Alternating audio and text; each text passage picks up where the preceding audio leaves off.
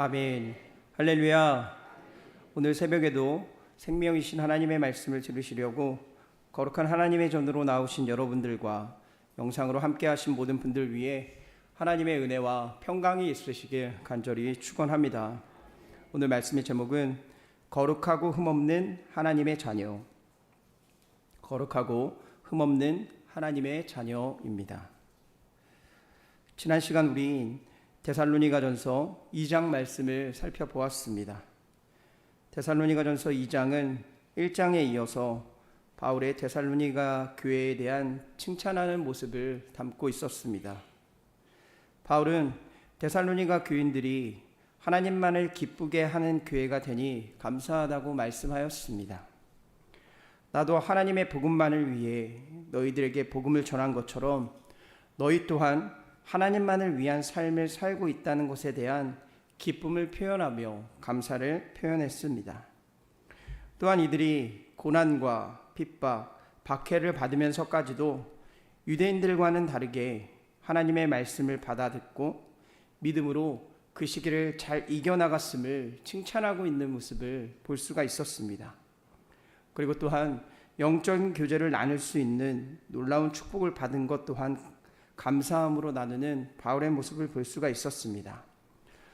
비록 몸은 떨어져 있었지만 얼굴만 떨어진 것이지 마음은 너희와 함께하고 있다는 바울의 말에서 영적인 교제를 통한 하나님의 신실한 교회를 세우는 모습을 가지고 있었던 데살로니가 교회를 칭찬하는 모습을 담고 있는 것이 바로 데살로니가전서 2장의 말씀이었습니다.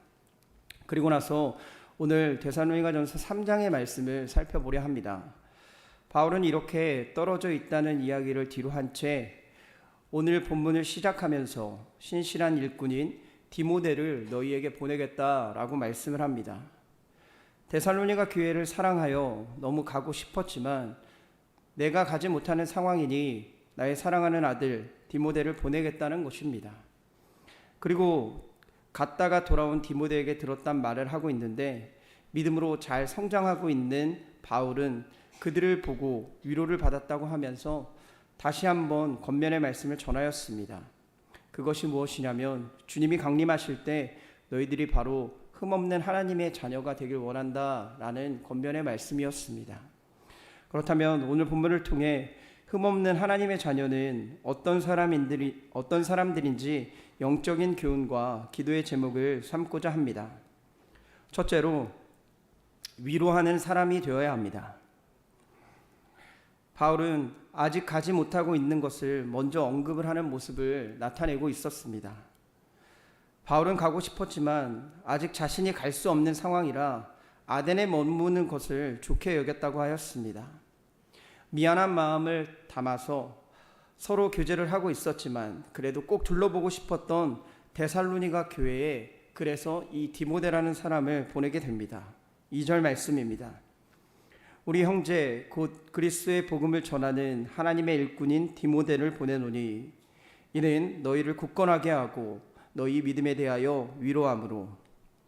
바울은 환난 가운데 있는 데살로니가 교회의 성도들에게 교회에게 가장 필요한 것은 동역자의 방문이고 또한 위로하는 것이라는 것을 잘 알고 있었습니다. 그렇기 때문에 지금 이 시점에 바울 자신은 가지 못하지만 그리스도의 신실한 일꾼인 디모데를 보내서 너희들을 위로하겠다라고 말씀을 하고 있는 겁니다. 위로하는 이유가 있습니다. 왜냐하면 그들의 믿음을 굳건하게 하기 위함이었다라고 본문은 기록을 하고 있습니다. 여기서 굳건하게 하고는 죄송합니다. 헬라어로 스케릭사이라는 단어를 사용하고 있습니다. 이것의 의미는 단단하게 하다, 확고하게 하다, 변치 않게 하다 등의 의미로 사용되는 단어였습니다. 이 단어가 아마 성경에서 가장 잘 사용된 것은 예수님이 십자가에 달리시기 위해 예루살렘에 올라가시는 장면에서 나오시게 될 겁니다. 누가복음 9장 51절 말씀에 보면 예루살렘을 향하여 올라가기로 굳게 결심하고 라고 기록을 하고 있습니다. 예수님이 변하지 않을 확고한 마음을 가지고 있음을 나타내고 있는 장면이 바로 이 장면이었다는 겁니다. 이와 마찬가지로 본문에서도 데살로니가 교회가 흔들리지 않는 확고하고 변치 않는 믿음을 가지고 있는 그것을 변치 않게 하기 위하여 디모데를 보냈다라는 것을 확인할 수가 있습니다. 위로하는 이유가 바로 그것이었다는 것입니다. 바울은 그 위로의 사람으로 디모데, 자신의 믿음의 아들과 같은 사람을 데살로니가 교회에 보내겠다고 지금 말하고 있습니다. 바울 또한 데살로니가 교회의 성도들이 환난 가운데, 사탄의 시험 가운데 놓여져 있다는 것을 알았기 때문에 그들을 격려하고 꼭 위로가 필요하다는 것을 잘 알고 있었기 때문이었습니다. 3절에서 이렇게 말씀합니다. 아무도 이 여러 환난 중에 흔들리지 않게 하려 함이라. 우리가 이것을 위하여 세움받은 줄을 너희가 친히 알리라. 믿음을 흔들리지 않게 우리가 있는 것이고, 그러기 위해서 디모데를 보내 너희를 위로하러 가겠다라고 바울은 말씀하고 있다는 겁니다. 그런데 더 놀라운 것은 디모데가 갔다 온 후에 바울이 전하고 있는, 편지를 쓰고 있는 말이 더 위대한 말처럼 보입니다. 디모데가 다녀와서 보니 데살로니가 교인들은 믿음이 충만하였다라고 전하고 있습니다. 그리고 바울은 7절에서 이렇게 말씀하고 있습니다. 이러므로 형제들아, 우리가 모든 궁핍과 환난 가운데서 너희 믿음으로 말미암아 너희에게 위로를 받았노라. 오히려 데살로니가 교인들을 통해서 자신이 위로를 받았다라고 말씀을 합니다. 왜냐하면 궁핍과 환난, 시험 가운데에서 믿음을 잘 지키고 잘 살고 있는 것을 보니 바울이 도리어 위로를 받았다고 지금 고백을 하고 있다는 겁니다. 사랑하는 여러분, 동역자라는 것이 그래서 굉장히 중요합니다. 믿음의 동역자와 함께 같은 길을 걸어가는 사람은 피로는 맺어지지 않았지만 우리는 한 가족이라는 것을 느낄 수가 있습니다. 바울은 사랑하고 위로하고 싶어 자신의 신실한 아들 디모데를 데살로니가 교회로 보냈다라고 오늘 본문은 이야기합니다. 그들을 위로하기 위함이었다라고 말합니다. 그런데 이것이 무슨 일인지 데살로니가 교인들은 환난과 시험 가운데 믿음이 전혀 흔들리지 않고 있는 모습을 보여주었습니다. 더욱 굳건하게 든든하게 서 있었다라고 고백합니다. 우리의 삶에도 이런 일들이 생길 수가 있습니다. 믿음이 약해질 때가 있고 신앙생활에 기쁨이 사라지고 나태해질 때가 있을지도 모르겠습니다. 그런데 그럴 때 우리 공동체에서 신뢰하는 사람들의 위로와 기도가 있다는 것을 꼭 기억하시길 바랍니다. 저와 여기에 있는 모든 교육자들이 새벽을 깨우며 성도들을 위해 또한 교구의 지도자님들을 위해서 기도합니다. 그들의 삶에 문제가 있다면 해결을 위한 기도도 하고 영적으로 깨어 있을 수 있도록 성령께서 함께 해달라는 기도를 드리고도 합니다. 이렇듯 우리는 누군가의 기도가 있어 지금 이 순간을, 이 상황을 견딜 수 있으며 신앙을 이어나갈 수 있음을 기억하며 나아가시길 바랍니다. 나 또한 누군가의 위로와 기도로 동역해 줄 수 있는 그런 믿음의 사람들 또한 되시길 바랍니다. 오늘 하루 남을 위로하고 기도해 주며 우리 광림의 공동체를 굳건히 세워나가는데 귀하게 쓰임을 받으시는 사랑하는 광림의 권속들이 되시길 간절히 축원합니다. 둘째로 기쁨이 있는 사람들이 되시길 바랍니다. 우리 삶에 필요한 것이 무엇이겠습니까? 제가 예전에 한참 유명하신 박사님 한 분이 계셨습니다. 이름이 황수관 박사님이십니다. 그분은 웃음 치료로 유명하시고 많은 교회, 많은 사람들에게 웃음을 전하는 간증을 보여주셨던 분이셨습니다. 이분으로 인하여 많은 사람들이 환난과 시험, 힘든 시기에 웃음을 되찾는 모습을 보았던 기억이 있었습니다. 바울은 자신의 목회 철학 중 가장 중요하게 여기는 것이 몇 가지가 있었습니다. 주님 안에서 감사하고 기도하고 기뻐하라 라는 것이 바로 그것이었습니다. 이 데살로니가 교회의 상황을 보면 전혀 기쁠 수가 없는 상황입니다. 박해, 핍박, 음해, 시험 등으로 인하여 데살로니가 교회가 행복하지 않은 교회의 상황이었다라고 볼 수가 있다는 겁니다. 그런 상황에 디모데를 데살로니가 교회로 보냈고, 바울은 디모데를 보내놓고도 아마 걱정하는 마음을 가지고 있었을지 모르겠습니다. 이 바울이라는 사도는 감옥에 투옥되었을 때, 로마 감옥에 투옥되었을 때 빌립보서라는 서신서를 작성했었습니다. 이 빌립보서의 부제가 기쁨의 서신이다 라고도 불려집니다. 바울 자신은 전혀 기쁘지 않은 상황, 감옥에 투옥되어 있는 상황이었지만 빌립보서의 핵심의 내용은 이것이었습니다. 주 안에서 기뻐하라 명하면서 또한 항상 기뻐하라 라고 말하는 모습을 담고 있다는 겁니다. 그런데 나는 사도로서 그렇게 기뻐할 수 있고 주님 안에서, 감옥 안에서도 기뻐할 수 있지만 아직 영적으로 믿음으로 굳게 세우지 못했다고 생각한 데살로니가 교회에, 이 교회는 걱정이 될 수밖에 없던 상황이었던 것 같습니다. 바울 자신이 가보지도 못합니다. 눈으로 볼 수가 없다라는 것입니다. 가서 믿음을 세워주고 싶은데 내가 그렇게 하지 못하니 너무 답답한 심정이었을 것입니다. 그런데 보냈던 디모데가 돌아와서 하는 이야기가 너무 놀라운 이야기를 하고 있습니다. 6절 말씀입니다. 지금은 디모데가 너희에게로부터 와서 너희 믿음과 사랑의 기쁜 소식을 우리에게 전하고, 또 너희가 항상 우리를 잘 생각하여 우리가 너희를 간절히 보고자 함과 같이 너희도 우리를 간절히 보고자 한다 하니 라고 전하였던 겁니다. 바울 또한 이 말을 듣고 너무 기뻤습니다. 성도들이 힘들고 어려운 시기를 하나님에 대한 믿음과 서로에 대한 사랑으로 은혜 가운데 보내고 있었기 때문이었습니다. 영적 부모인 바울은 해산의 고통으로 낳은 데살로니가 성도들이 믿음 위에 바로 서 있는 모습을 보면서 행복하고 기뻐했을 것입니다. 그런데 그 행복, 그 기쁨이 어디서부터 나왔던 것이었겠습니까? 바로 하나님께서 주셨다는 것입니다. 하나님이 성도들의 믿음을 붙들어 주셨고 복음의 씨가 자라게 하셨다라고 말씀합니다. 9절 말씀입니다. 우리가 우리 하나님 앞에서 너희로 말미암아 모든 기쁨으로 기뻐하니 너희를 위하여 능히 어떤 감사로 하나님께 보답할까. 10절입니다.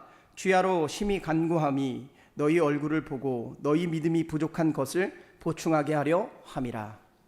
바울은 하나님 앞에서 하나님이 주신 믿음과 하나님의 역사하심으로 인해 데살로니가 교인들이 기쁜 소식을 전달해 주었다라고 하나님께 모든 영광을 돌립니다. 사랑하는 여러분, 우리의 진정한 기쁨이 어디서 오겠습니까? 우리는 바울의 신학을 보면서 꼭 기억해야 할 것이 있습니다. 바울은 데살로니가 교인들 또한 하나님이 역사하셔서 기쁨의 근원이신 하나님께로부터 기쁨이 났다라고 말하고 있습니다. 하나님이 믿음을 더하여 주셨고 또한 신앙으로 승리하게 만들어 주신 분도 역시 하나님이시라는 것이었습니다. 그래서 멀리 떨어져 가보지는 못하지만 주야로 심히 하나님께 간구하는데 너희의 믿음이 부족한 것을 내가 하나님께 보충해달라고 기도를 드렸다라고 말씀을 하고 있습니다. 우리의 신앙의 근원은 오직 하나님이심을 믿으시길 바랍니다. 하나님이 우리에게 그리스도를 보내주셔서 기쁨을 더하여 주셨으며 승리를 더하여 주신 줄 분명하게 믿습니다. 주님 안에서 기뻐할 수 있다는 바울의 말씀을 기억하면서 오늘 하루도 하나님이 주시는 참된 기쁨 가운데 살아가시는 사랑하는 광림의 권속들이 되시길 간절히 축원합니다.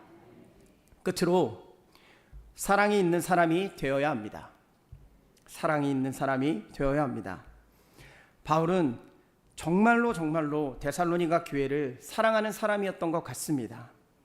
1장에서도 2장에서도 지금 우리가 살펴보고 있는 3장에서도 다시 한번 데살로니가로 갈 수 있게 길을 열어달라고 기도를 하고 있는 모습을 보입니다.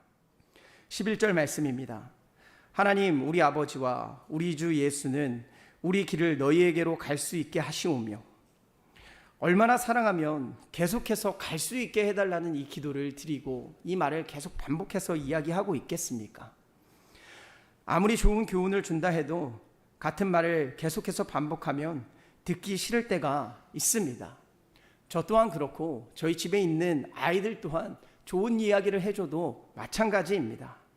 그런데 오늘 이 말씀은 계속해서 반복을 해서 듣는데도 전혀 지겹지가 않다는 겁니다.